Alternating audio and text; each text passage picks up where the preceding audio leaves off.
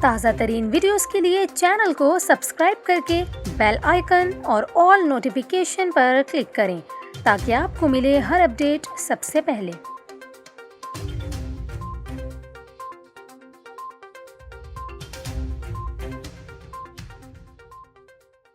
السلام علیکم، news 24/7 Urdu service میں خوش آمدید۔ ناظرین، اس ویڈیو میں ہم آپ کو کراچی کے موسم کے حوالے سے اپڈیٹ کریں گے۔ جیسا کہ ملک بھر میں شدید سردی کی لہر جاری ہے، ویسے ہی کراچی میں بھی کوئٹہ کی ٹھنڈی ہوائوں نے موسم کو سرد کر دیا ہے۔ کوئٹہ سمیت شمالی بلوچستان میں سردی کی شدت بڑھنے سے کوئٹہ میں کم سے کم درجہ حرارت -5 اور قلات میں -6 ڈگری سینٹی گریڈ ریکارڈ کیا گیا ہے۔